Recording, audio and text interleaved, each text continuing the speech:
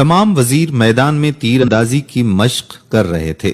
سلطان غیاث الدین بھی ان کے ساتھ شریک تھا۔ اچانک سلطان کا نشانہ خطا ہو گیا اور وہ تیر ایک بیوہ عورت کے بچے کو جا لگا، جس سے وہ مر گیا۔ سلطان کو پتہ نہ چل سکا۔ وہ عورت قاضی سلطان کی عدالت میں پہنچ گئی۔ قاضی سراج الدین عورت کی طرف متوجہ ہوئے اور پوچھا، کیا بات ہے؟ تم کیوں رو رہی ہو؟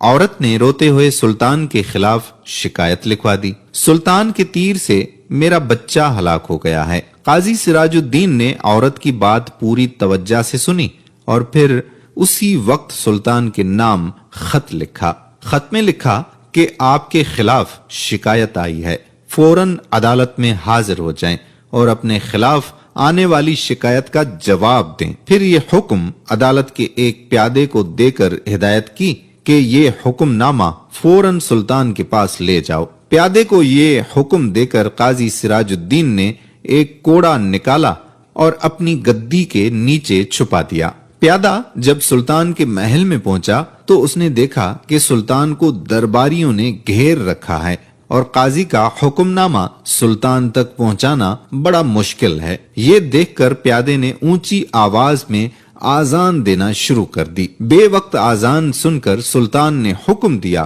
کہ آذان دینے والے کو میرے سامنے پیش کرو۔ پیادے کو سلطان کے سامنے پیش کیا گیا۔ سلطان نے گرج کر پوچھا، بے وقت آذان کیوں دے رہے ہو؟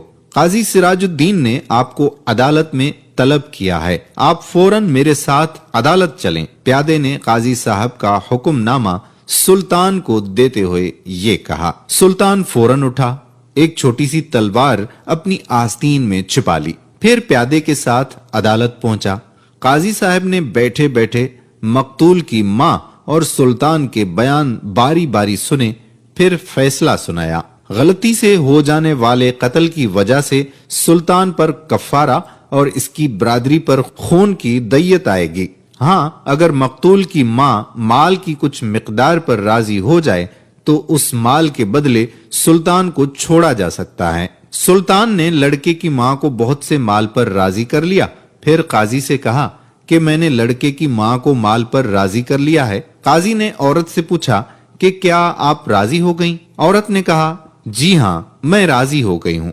اب قاضی اپنی جگہ سے سلطان کی تعظیم کے لیے اٹھے اور انہیں اپنی جگہ پر بٹھایا۔ سلطان نے بغل سے تلوار نکال کر قاضی سراج الدین کو دکھاتے ہوئے کہا کہ اگر آپ میری ذرا سی بھی رعایت کرتے تو میں اس تلوار سے آپ کی گردن اڑا دیتا۔ قاضی نے بھی اپنی گدی کے نیچے سے کوڑا نکال کر سلطان غیاث الدین کو دکھاتے ہوئے کہا کہ اور اگر آپ شریعت کا حکم نہیں مانتے اور ماننے میں ذرا سی بھی ہچکچاہٹ کرتے تو میں اس کوڑے سے آپ کی خبر لیتا۔